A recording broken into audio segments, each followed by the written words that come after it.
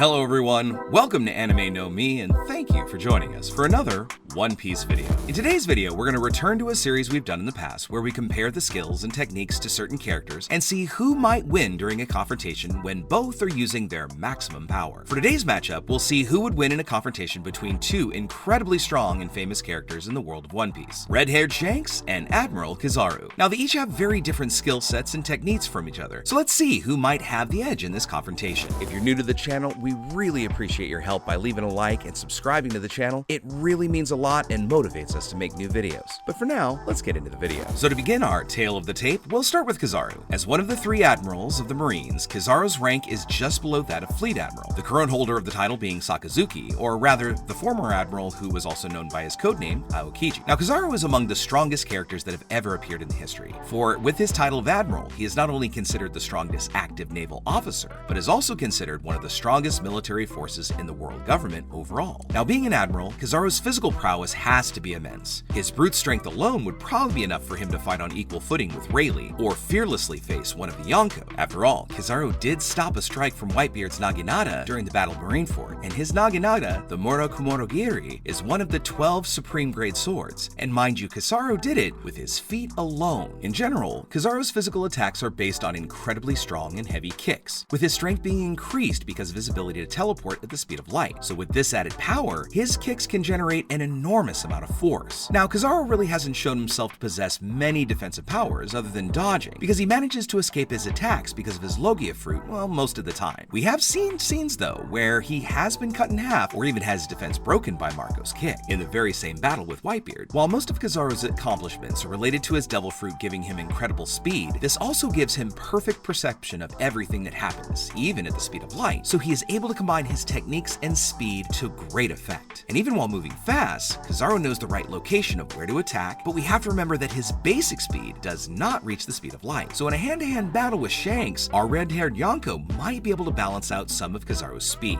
You see, Kizaru only reaches the speed of light when he creates a light path with the power of his devil fruit. He stands still while the light path is formed, and only after creating this path can he move quickly until he reaches the end of it. So without using this ability, Shanks and Kizaru will probably possess an equal speed, allowing Shanks to keep up with him and also be able to hit him quite a few times, making really Kizaru's speed less of an issue. Now, aside from his physical prowess, Kizaru has also displayed remarkable fencing skill. Specifically when wielding his great sword of light, Kizaru was able to duel against Rayleigh, an immensely powerful swordman in his own right. But we also have to remember that Rayleigh, although strong, is no longer at his peak. As Rayleigh says himself, his body just doesn't move like it used to, so it might be that Shanks could surpass Kizaru in a sword duel because Shanks is incredibly skilled. Considering Shanks was the rival of Mihawk for the title of greatest swordsman in the world, there is a strong possibility that Shanks could have a big advantage if he fought with swords. So aside from his physical abilities, we also need to understand the devil fruit power Kizaru wields, for he possesses the power of the Pika Pika no Mi, a Logia type devil fruit. As a Logia user, he's able to become intangible, allowing physical attacks and objects to pass right through him, and then rebuilding his body from particles of energy. Now, Kizaru's main fighting style involves kicks at the speed of light, but he can also fire bursts of energy from his fingers or his feet, easily hitting his targets from a distance. And when Kizaru hits his mark, his power is very destructive, causing huge explosions and easily destroying buildings. Not only that, Kizaru has the ability to enter the light, which allows him to move from one place to another at incredible speeds. Now, in fairness, we also need to mention that all vice admirals have haki and are able to use both armament and observation haki. But although we know that Kizaru has haki, we've never really had the chance to learn what he can really do with it. But speaking of haki users, they can easily hurt Logia users, and as we know, although Shanks may not have a devil fruit, he specializes in two things: fencing and haki, and it has been speculated that he in fact could be the character who has the strongest haki in the entire manga. In our next tale of the tape, let's discuss Shanks' abilities that have been demonstrated so far in One Piece, and then we'll compare their abilities to see who might win in a confrontation. As a former member of the Roger Pirates, captain of the Red Hair Pirates, and one of the Yonko of the New World, Shanks is known to be one of the 4 strongest pirates in the entire world. However, we really don't know much about his powers and abilities so far. Despite being among the youngest of the original Yonko, it's apparent that he possesses a level of strength on par with Kaido, Charlotte Lindland, and Marshall D. Teach. As a member of the Yonko, even the name has power, making everyone respect him just for having the title, because all pirates know that only the strongest in the world can become a Yonko. As such, Shanks is one of the 4 most powerful pirates in the world, and there are hardly any pirates that would try to defeat him, and those who have tried did not succeed. In the skills category, Shanks has proven himself adept at infiltration and stealth, as seen came when he managed to infiltrate Mary Joie wearing only a cloak, and he did so unnoticed by the guards protecting the castle. Now, if you think about it, this is quite a remarkable achievement, considering that after the events involving Xebec, protection of the home of the world nobles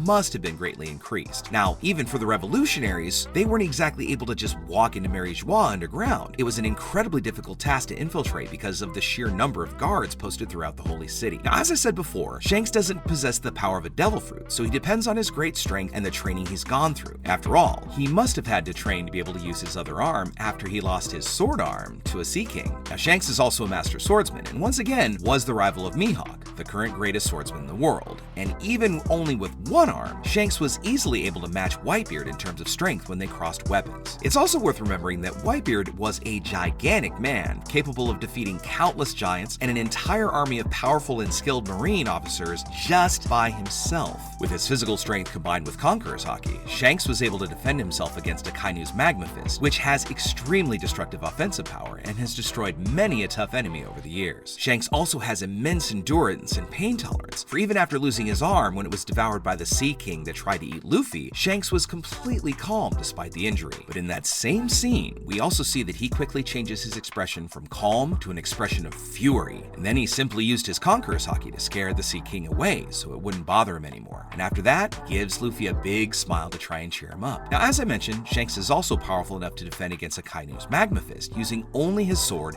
and armament Haki, so Kizaru's light attacks may not have much effect on Shanks. But we also have to remember that Kizaru has several long-range attacks, allowing him to damage Shanks if the pirate is distracted during combat, so Shanks would have to close any distance to prevent Kizaru from attacking him at a long range. Shanks has mastered all three types of Haki, and being the strongest user of Haki seen in our story to date, this is his main means of being able to defeat his enemies, even those with devil fruits. Now, during an SBS, it is described that Shanks has an incredible Conqueror's Haki, capable of knocking down many people around him with ease, and it's safe to assume that he can also use Conqueror's coating on his sword to be able to strike his opponents even harder. So far, Shanks has only used one sword called Griffin in combat. Now, it's not known if it's one of the 12 most powerful swords in the world of One Piece, but because Shanks is using it, it has to be quite powerful. Because you see, as an experienced swordsman, Shanks wouldn't just be able to use any sword. This sword would have to be able to withstand lava blows from Akainu, or even cross blades with Whitebeard, who had one of the 12 supreme grade swords. So if we think about the matchup, Shanks has a similar fighting style to his former Captain Roger, who only used Haki. So Shanks in a fight against Kizaru could easily hurt him. Even though Kizaru is fast, he really couldn't use most of his attacks, and he also couldn't use his light speed to move around. The reason Kizaru's light speed wouldn't work is because it was shown during his fight with Rayleigh that it is possible to prevent Kizaru's ability to move at the speed of light if he's attacked. So if Shanks kept on the offensive and kept attacking Kizaru, the Admiral wouldn't be able to move very quickly. So with that, folks, here are the comparison of the powers of the two characters. So far, we only have this information about their strength, but we can already kind of have an idea of who might win if it happened. But we'd like to know what you think. Comment on which of the two you think would win in this matchup. Does it go to Shanks, or does it go to Kizaru? And then let us know a matchup that you'd like to see next on the channel. Now, in conclusion, thank you so much for watching the video until the very end. Comment in any themes or ideas that you'd like to see in future videos. And also, since you've made it this far, give us a like as you head out to take on the rest of your day. Hope to see you all in our next video, and let's keep sailing this giant sea together. Take care.